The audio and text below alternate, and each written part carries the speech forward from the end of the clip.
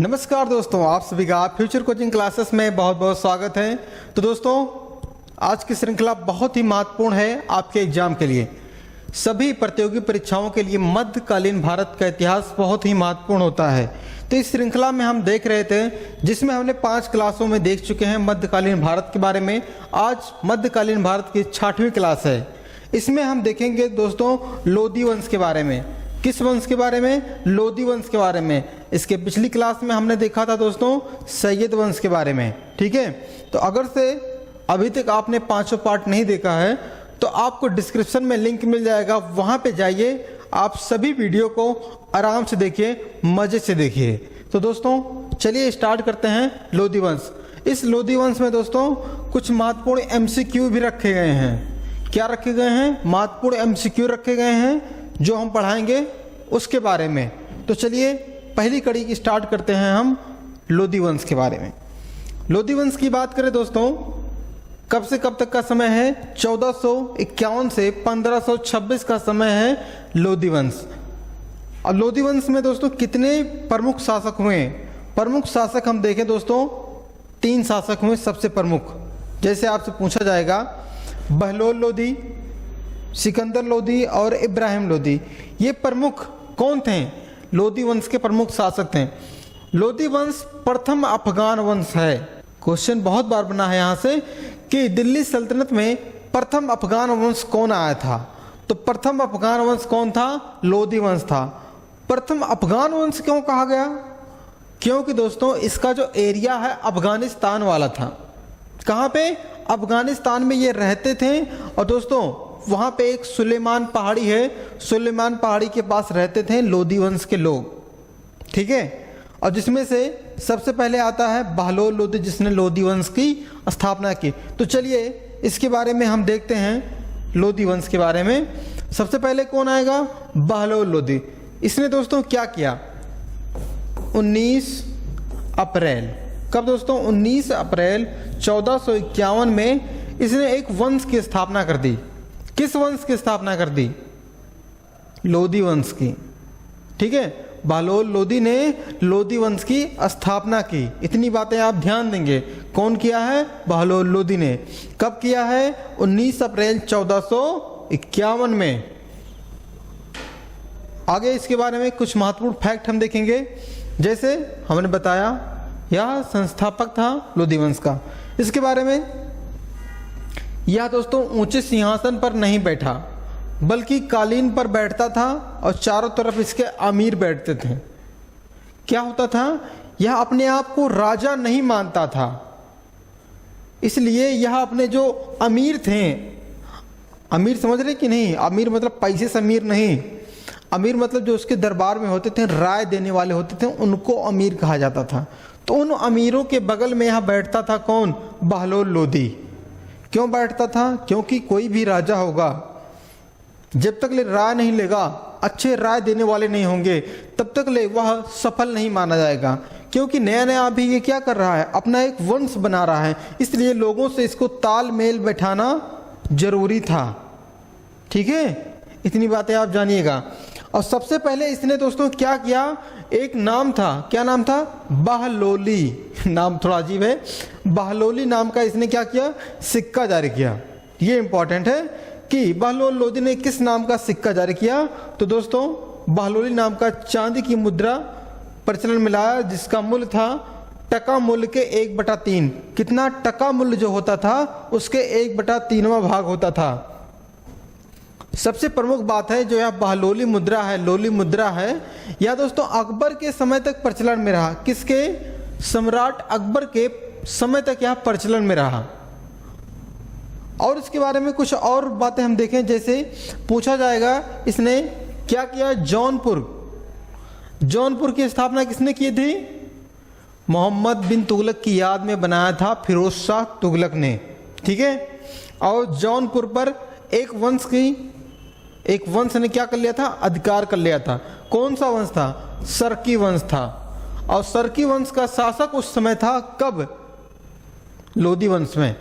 लोदी वंश में का जो शासन था दिल्ली में, उस समय जौनपुर का शासक था हुसैन शाह सरकी।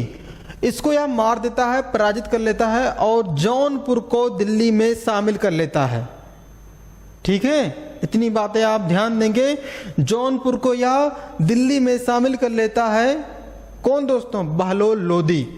अब बहलोल लोदी से अगर से क्वेश्चन बनता है तो पूछा जाएगा आपसे, किसने सिराज हिंद को या पूरब के सिराज को दिल्ली में शामिल कर लिया था? बहलोल लोदी।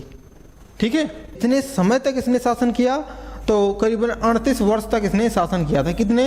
38 वर्ष तक शासन किया था। और इसकी मृत्यु हो जाती है कब?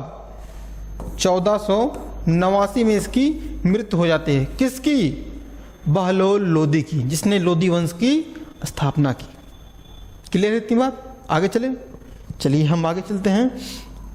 अब देखिए उसके बाद आता है दोस्तों कौन? सिकंदर लोदी। सिकंदर लोदी। अब सिकंदर लोदी की बात करें दोस्तों, यह गद्दी पर कब बैठा? तो इसका जो गद्दी पे बैठा 17 जुलाई कब दोस्तों? 1489 में बैठेगा। ठीक है, कौन बैठेगा? सिकंदर लोदी। सिकंदर लोदी ने, अभी हम चर्चा करेंगे इसके बारे में, लेकिन कुछ महत्वपूर्ण बातें आप याद करिए। इसने क्या किया था? आगरा शहर की स्थापना की और अपनी राजधानी को आगरा लेके गया था। कौन? सिकंदर लोदी ने। ठीक है, और एक गज सिकंदरी नाम का भूमि की पैमाइश कराई थी, उसको भी लेके आया था। तो चलिए इसके बारे में कुछ महत्वपूर्ण बातें हम देखते हैं। जैसे बहलोल लोदी के बाद कौन शासक बनता है? उत्तराधिकारी होता है सिकंदर लोदी। सिकंदर लोदी सबसे प्रतापी शासक माना जाता है लोदी वंश का। ठीक है, कुछ महत्वपूर्ण बातें जैसे इसका नाम पहले क्या था? इसका नाम निजाम खां था। क्या था? इसका पहला नाम निजाम खां था और एक नाम था, इसका अन्य नाम था गुलरू खां था। क्या नाम था? गुलरू खां था इसका उपनाम। गुलरू खां, इसी नाम से दोस्तों गुलरुखी नाम का एक प्रकाशित करता था पुस्तक। कौन? सिकंदर लोदी। ठीक है, नाम क्या था? गुलरू खां। क्या नाम था? गुलरू खां और निजाम खां इसके प्रमुख नाम थे। ठीक है, चलिए हम और कुछ बातें इसके बारे में अगर से हम चर्चा करें तो सबसे पहले 1504 में इसने क्या किया? आगरा नाम का शहर की स्थापना की और उसके बाद दोस्तों इसने उसको अपनी राजधानी बनाई। राजधानी कब बनाता है? 1506 में इसने अपनी राजधानी बनाई। किसको? आगरा को। अब राजधानी की बात है, थोड़ा सा आप गौर करिएगा। जैसे आपसे पूछा जाएगा दिल्ली सल्तनत में सबसे पहले कौन वंश आया? गुलाम वंश। गुलाम वंश के प्रथम शासक कुतुबुद्दीन ऐबक ने अपनी राजधानी कहाँ बनाई थी? लाहौर बनाई थी। क्लियर है? अब लाहौर से राजधानी कौन लेके आया था? इल्तुतमिश लाया था। ठीक है, जिसे गुलाम वंश का वास्तविक संस्थापक भी कहा जाता है। एक महत्वपूर्ण बात, ऐसा कौन सा शासक था तुगलक वंश का जो अपनी राजधानी को दिल्ली से दौलताबाद लेके गया था? कौन था? मोहम्मद बिन तुगलक था। ठीक है, अब देखिए यह लेके गया था लेकिन वापस भी ले आया था। इसकी यह योजना असफल हो गई थी। अब यह महाराज कहाँ लेके जा रहे हैं? कहाँ लेके जा रहे हैं? लेके जा रहे हैं आगरा शहर। अब दिल्ली की राजधानी कहाँ पे हो गई? चेंज होके आगरा शहर हो गई, मतलब उत्तर प्रदेश में आ गया है सब कुछ। ठीक है, अब देखिए इसने क्या किया। जब इसकी सत्ता का विस्तार हो रहा था उसके बाद इसने एक भूमि की पैमाइश के लिए माप लेके आया। क्या लेके आया? गज ए सिकंदरी। गज ए सिकंदरी नाम का एक नाप लेके आया। ठीक है, उसके बाद सिकंदर लोदी एक लेखक भी था। क्या था? एक लेखक भी था जो दोस्तों कविताएं लिखता था। हमने बताया था अभी, गुलरुखी नाम से कविताएं लिखता था। किस नाम से? गुलरुखी नाम से कविताएं लिखता था। क्योंकि इसका नाम अगर से पूछा जाए क्या था? गुलरू खां। गुलरू खां इसका पुराना नाम था, तो उसके नाम से यह कविताएं लिखता था। ठीक है, अब इस देखिए नाम परिवर्तन से बात आ गई। एक मूवी भी आई थी, आपने देखी होगी, बरेली की बर्फी। तो बरेली की बर्फी में बताया गया था, उसमें होता है ना, क्या नाम होता है उसका? राजकुमार राव होता है, जो कविताएं नहीं लिखा रहता है लेकिन उसका भी नाम डलवा देता है, कहता है कि ये कविताएं लिखा है। ठीक है, मूवी अच्छी थी, अगर से आपको याद आ रहा हो तो थोड़ा आसानी होगी समझने में। उसके बाद हम बात करें दोस्तों, इसने क्या किया? हिंदू धर्म और इस्लाम धर्म दोनों के प्रति इसका लगाव था। क्या था? हिंदू धर्म और इस्लाम धर्म के दोनों के प्रति लगाव था। क्योंकि इसकी जो माता थी क्या थी? हिंदू थी, सुनार थी, और इसका पिता क्या था? मुस्लिम था। ठीक है, इतनी बातें आप समझिएगा इससे। और इसके बारे में कुछ और कारनामे हम इससे चर्चा करें आपसे, तो सबसे पहले देखिए इसने क्या किया था। यह अपने राज्य में जो मुस्लिम धर्म के थे लोग थे उनको दोस्तों ताजिया और क्या किया था, जो पीर होते हैं पीरों, ताजिया और पीरों के मकबरे पर जाने से प्रतिबंध लगा दिया। ताजिया निकालने से और पीरों को जो मजार होते थे उन मजारों पे जाने से रोक लगा दिया। कौन? सिकंदर लोदी। ठीक है, अब इसने एक अनुवाद विभाग भी बनाया था। क्या बनाया था? अनुवाद विभाग। उस अनुवाद विभाग का नाम था फरहंगे। क्या नाम था? फरहंगे सिकंदरी। ये क्या था? एक अनुवाद विभाग था। किसका? सिकंदर लोदी का। या दोस्तों ताजिया बंद करा दिया, पीरों की मज़ारों पे बंद करा दिया, और जो हिंदू थे उनको कहा कि आप दाढ़ी को नहीं बनवाएंगे। क्या कहेंगे? आप दाढ़ी को शेव नहीं कराएंगे। ठीक है, बैन लगा दिया। और स्वयं वह शेविंग कराता था। यह अपवाद है। एक और बात समझिएगा, यह दारुओं पर भी बैन लगा देता है। किस पे? दारुओं पर भी बैन लगाता है, लेकिन अपना भी थोड़ा थोड़ा चीखता था। ठीक है, और यह संगीत का भी शौकीन था। क्या था? संगीत का भी शौकीन था। इसके बारे में एक बात और कही जाती है, जैसे एक मंदिर था। क्या नाम था उसका दोस्तों? उसका नाम था ज्वाला मंदिर। क्या नाम था? ज्वाला मंदिर। ज्वाला मंदिर कहाँ पे था दोस्तों? नगर कोट में था। ठीक है, नगर कोट में जो ज्वाला मंदिर था वहाँ पे माना जाता है एक तराजू था। उस तराजू को लेके आता है और मांस मंडी में लेके आके रख देता है। किस लिए? यह हिंदू धर्म का अपमान करना चाहता था। क्या करना चाहता था? अपमान करना चाहता था। और समझिए क्यों करना चाहता था? क्योंकि इसकी माता हिंदू थी, इसका पिता मुस्लिम था। इसलिए समाज में ऐसा ना हो कि यह हिंदू की तरफ से पक्ष ले रहा है, इसलिए कुछ ऐसे काम किए इसने जिससे लोगों को लगे कि यह हिंदू धर्म के प्रति इसका झुकाव नहीं है। ठीक है, इतनी बातें आप ध्यान देंगे सिकंदर लोदी से। अब देखिए इसकी जो मृत्यु होती है दोस्तों, कब होती है? 21 नवंबर। कब दोस्तों? 1517 को इसकी मृत्यु हो जाती है। कारण क्या था? इसके गले में बीमारी हो जाती है। क्योंकि इसने क्या किया था? देवी माँ का ज्वाला मंदिर की क्या किया था? अपमान किया था। इसलिए इसकी कर्मों की सजा से मिल गई। क्या कह सकते हैं हम? इसको कर्मदंड मिल गया। क्या मिल गया? कर्मदंड मिल गया। ठीक है, कब मिला इसको कर्मदंड? 21 नवंबर 1517 को इसकी मृत्यु हो जाती है। ठीक है, किसकी? सिकंदर लोदी की। उसके बाद कौन आएगा दोस्तों? अब आएगा दोस्तों इब्राहिम लोदी। इब्राहिम लोदी। ठीक है, अब यह होता है लोदी वंश का आखिरी शासक। कौन? इब्राहिम लोदी। इब्राहिम लोदी का अगर से पूछा जाए पहले नाम क्या था? इब्राहिम था। ठीक है, जब शासक बना तो इसने अपना क्या किया? टाइटल लगा लिया पीछे, इब्राहिम लोदी हो गया। अब देखिए इसके बारे में सिर्फ एक ही बात कही जाती है कि यह आखिरी शासक होता है दिल्ली सल्तनत का, और आखिरी शासक होता है किसका? लोदी वंश का। इसने एक व्यक्ति से युद्ध किया था। क्या नाम था? महाराणा सांगा। महाराणा सांगा से इसने कब युद्ध किया था दोस्तों? 1517-18 के करीब में। ठीक है, आइए इसके बारे में कुछ और महत्वपूर्ण बातें हम देखते हैं। जैसे हमने बताया दिल्ली सल्तनत का आखिरी शासक था। इसने जो 18 में युद्ध किया था, कहाँ पे किया था? राणा सांगा के साथ। खतौली का युद्ध। नाम बहुत इंपॉर्टेंट है, बहुत बार एग्जाम में पूछा गया, लाखों बार। कौन सा? खतौली का युद्ध किसके मध्य हुआ था? इब्राहिम लोदी और राणा सांगा के मध्य हुआ था। इस युद्ध में राणा सांगा की क्या हुई थी? विजय हुई थी, हार नहीं हुई थी। ध्यान दीजिएगा, विजय हुई थी। इब्राहिम लोदी की हार हुई थी। कहाँ पे? खतौली के युद्ध में। अब देखिए, अब जिसके घर में क्या होगा, जिसके घर में फूट पड़ जाएगी तो उसका क्या होगा, खंडन तय है।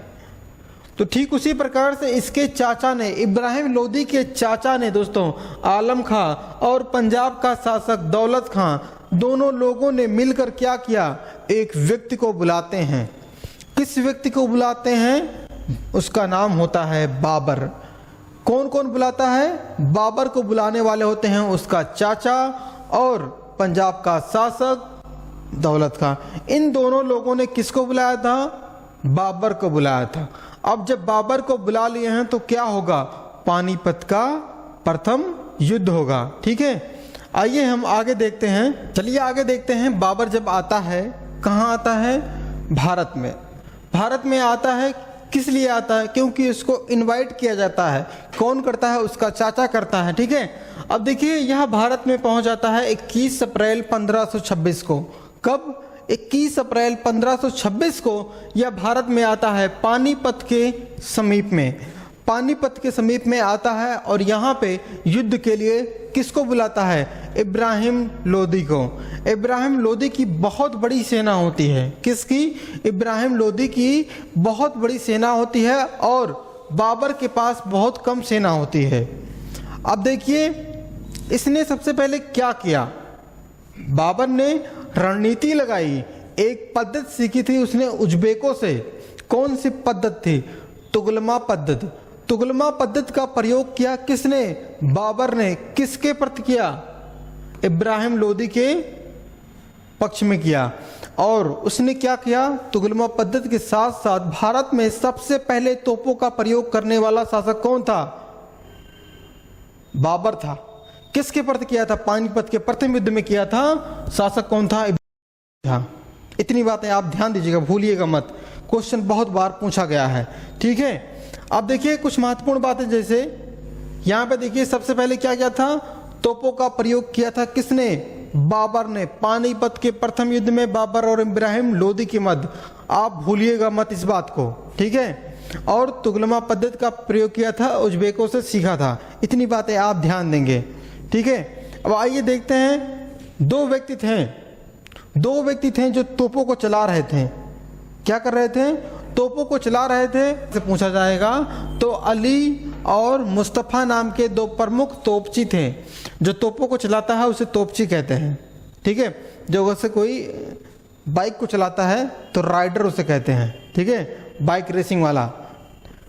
ठीक है, उसके बात करें तो तुगलमा पद्धति का प्रयोग किया था इसने सबसे पहले और तोपों का प्रयोग किया था।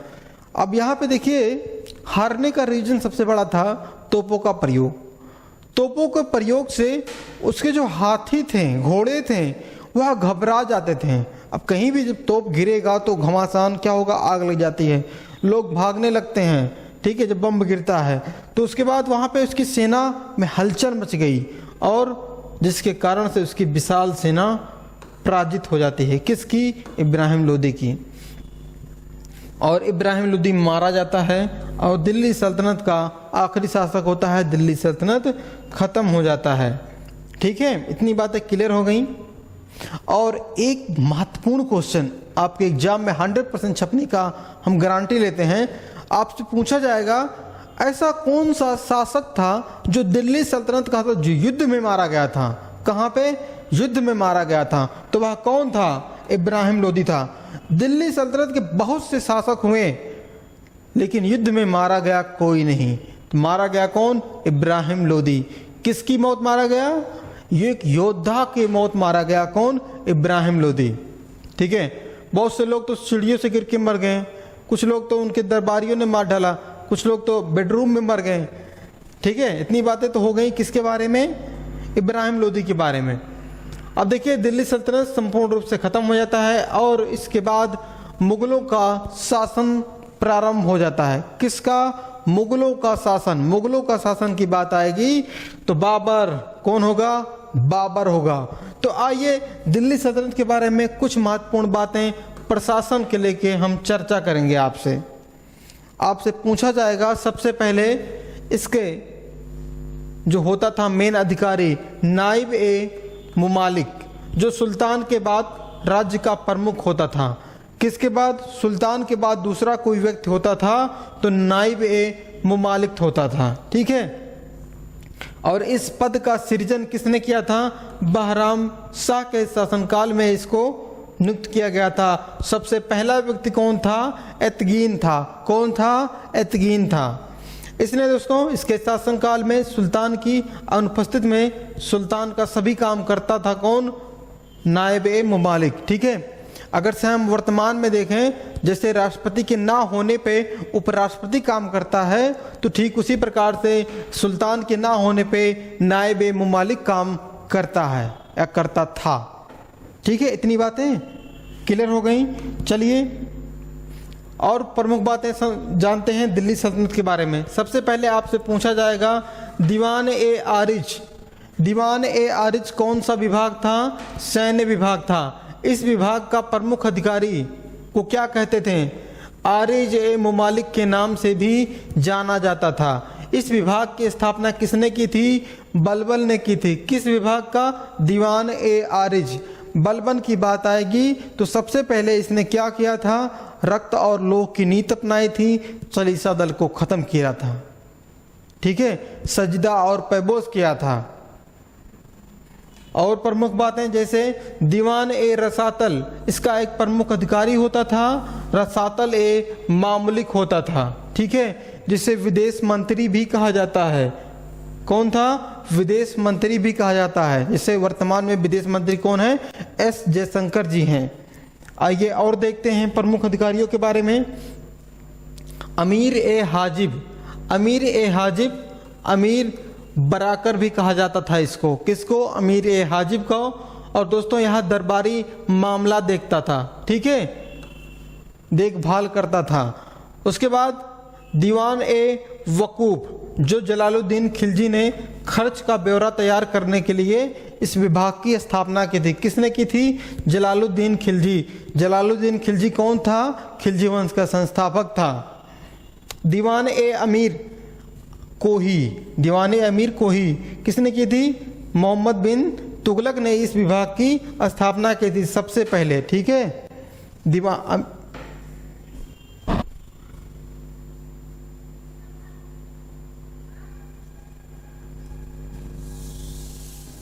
अगला है दीवान अमीर कोही। इस विभाग की स्थापना किसने की थी? मोहम्मद बिन तुगलक ने की थी। इसकी बात करें, इसका जो प्रमुख अधिकारी होता था वो क्या करता था? देखभाल करता था, खेती वाला काम करता था। कौन? दीवान ए अमीर कोही। क्लियर हुआ इतनी बातें? अगला हम देखें दीवान ए खैरात। ठीक है, ये खैरात विभाग था जिसकी स्थापना किसने की थी? फिरोज शाह तुगलक ने की थी। किसने की थी? फिरोज शाह तुगलक ने की थी। दिल्ली सल्तनत में सबसे अधिक नहरों का निर्माण किसने कराया? फिरोज शाह तुगलक ने कराया था। बगीचे सबसे अधिक कौन लगवाया? फिरोज शाह तुगलक ने लगवाया। 1200 बगीचे कहाँ लगवाया था? फलों के बगीचे लगवाया था दिल्ली के समीप में। ठीक है, इतनी बातें आप समझेंगे किसके बारे में? फिरोज शाह तुगलक के बारे में। अब उसके बाद देखते हैं प्रमुख कर कौन कौन थे। खराज कर था। कौन था? खराज कर था। अगर सब बात करें उन मुसलमानों से लिया जाने वाला भूमि कर था जो दोस्तों 1/10 होता था। अगला अगर से पूछा जाए खुम्स कर। खुम्स कर क्या था दोस्तों? खुम्स कर क्या करे? सैन्य विभाग जो लूट के लाते थे धन, उसको कहा जाता था खुम्स कर। ठीक है, जजिया कर या कैसा कर था? ये दोस्तों जो व्यक्ति हिंदू धर्म है वह यह कर देता था, गैर मुस्लिम कर। ठीक है, जो मुस्लिम नहीं है उसको जजिया कर देना पड़ेगा। जजिया कर की स्थापना मोहम्मद बिन कासिम ने की थी। और दोस्तों सबसे पहले ब्राह्मणों पर जजिया कर कौन लगाया था? फिरोज शाह तुगलक ने लगाया था। ठीक है, जजिया कर में 5 लोगों को छोड़ा गया था और ब्राह्मणों पर भी इसने लगा दिया फिरोज शाह तुगलक ने। ठीक है, अगला बात करें जकात। जकात कर की बात करें दोस्तों, यह मुसलमानों से लिया जाता था और यह एक धार्मिक कर होता था। कैसा कर होता था? यह एक धार्मिक कर होता था। क्लियर हुआ इतनी बातें? चलिए आगे हम देखते हैं प्रमुख और कर थे जैसे हर्ब ए सर्व, एक सिंचाई कर था जो दोस्तों किस पे लिया जाता था? 1/10वां भाग लिया जाता था कृषि का जो उपज का होता था, चरी कर, खरी कर या कौन सा कर था? चरी की बात करें चारागाह कर था और घरी की बात करें होम टैक्स था। क्या था? हाउस टैक्स था। इस टैक्स की स्थापना किसने की थी? अलाउद्दीन खिलजी ने की थी। क्लियर हुआ इतनी बातें? चलिए हम अपने अगले पॉइंट पे चलते हैं कुछ महत्वपूर्ण एमसीक्यू के साथ। किसके साथ? एमसीक्यू बहुत इंपॉर्टेंट होता है, जो आप पढ़ते हैं उसका रिवीजन। तो सबसे पहले आपसे पूछा जाएगा लोधी वंश का संस्थापक कौन था? तो बहलोल लोधी था। कौन था? बहलोल लोधी था। गुलरुखी उपनाम से कौन कविताएं लिखता था? सिकंदर लोधी लिखता था। कौन था? सिकंदर लोधी लिखता था। अगला है आगरा की स्थापना किसने कराई थी? सिकंदर लोधी ने कराई थी और राजधानी भी बनाया था। गज सिकंदरी नाम का प्रचलन किसने किया था? सिकंदर लोधी ने किया था। महत्वपूर्ण क्वेश्चन है। पानीपत का प्रथम युद्ध कब हुआ? 1526 में हुआ। बाबर और इब्राहिम लोधी के मध्य हुआ। अगला है मेवाड़ के राजा राणा सांगा और इब्राहिम लोधी के मध्य युद्ध कब हुआ? खतौली का युद्ध हुआ। ठीक है, 1518 में। अगला है बाबर और से संबंधित अगला है लोधी वंश से संबंधित महत्वपूर्ण जो पॉइंट हैं उसके बारे में। सबसे पहले पूछा जाएगा बहलोल लोधी ने किस वंश की स्थापना की? तो आपका वंश है लोधी वंश। बहलोल लोधी दिल्ली सल्तनत के सिंहासन पर बैठा। कब बैठा? 1451 में बैठा था। ठीक है, महत्वपूर्ण पॉइंट है जो एग्जाम में पूछे जाते हैं यहाँ से क्वेश्चन। जैसे अगला पूछा जाएगा प्रथम अफगान वंश कौन था और किसने स्थापना किया था? बहलोल लोधी ने। बहलोल लोधी ने किस नाम के सिक्के लाया था? बहलोली नाम के सिक्के लाया था। किस नाम के? बहलोली नाम के सिक्के लाया था। बहलोल लोधी अपने सरदारों को क्या कहकर पुकारता था? मकसद ए अली। मकसद ए अली के नाम से जाना जाता था उसके सरदारों को। अगला है दिल्ली सल्तनत में कौन सा शासक था जो सरदारों के देनी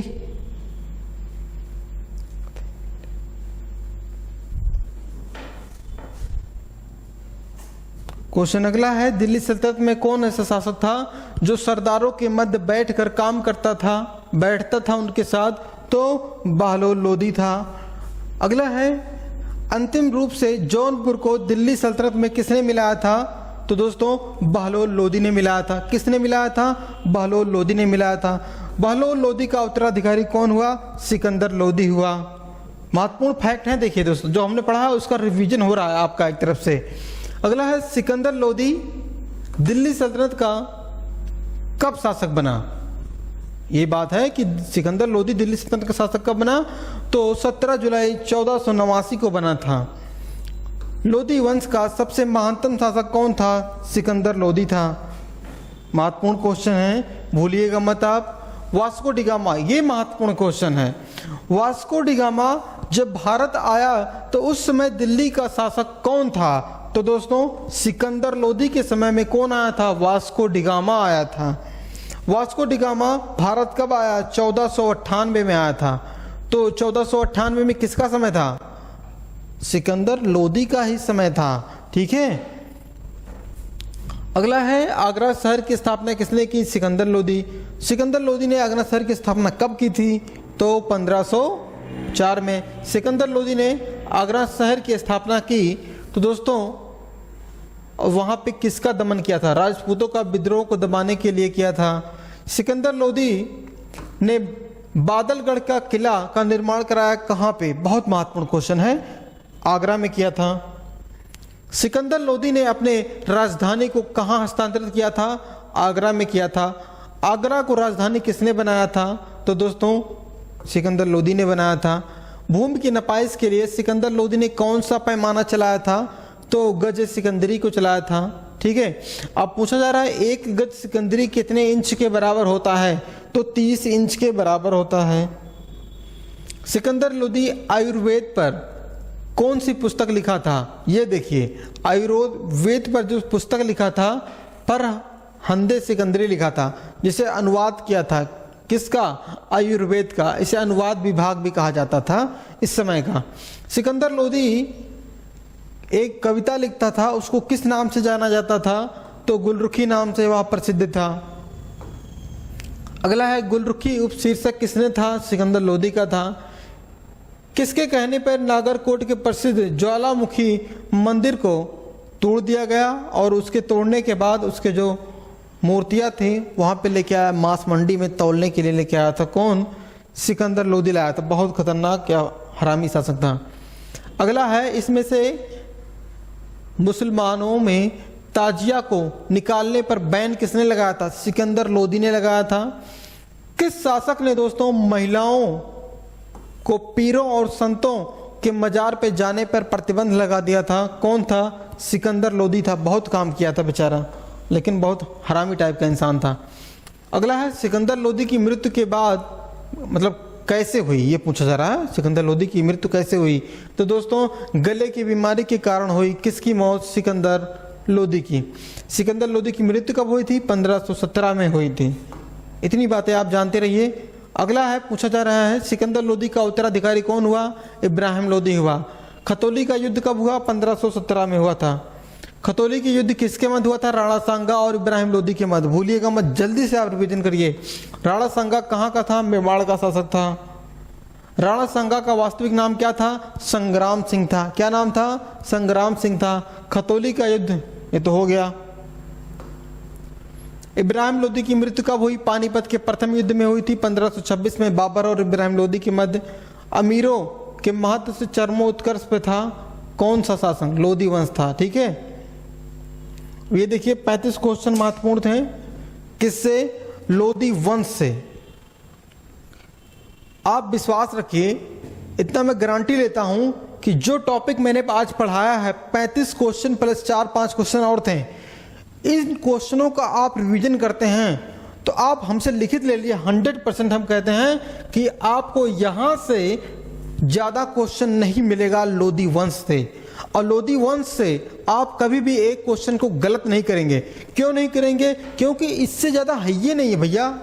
क्या नहीं है? इससे ज्यादा क्वेश्चन में नहीं बनता लोदी वंश से, और बनेगा तो इससे ज्यादा लिख के ले लीजिए आप, नहीं बनेगा। तो दोस्तों आज की क्लास में बस इतना ही, लोदी वंश तक। अगले वंश के बारे में हम देखेंगे महत्वपूर्ण टॉपिक के साथ। बने रहने के लिए बहुत बहुत धन्यवाद। अगली क्लास में मिलेंगे। जय हिंद।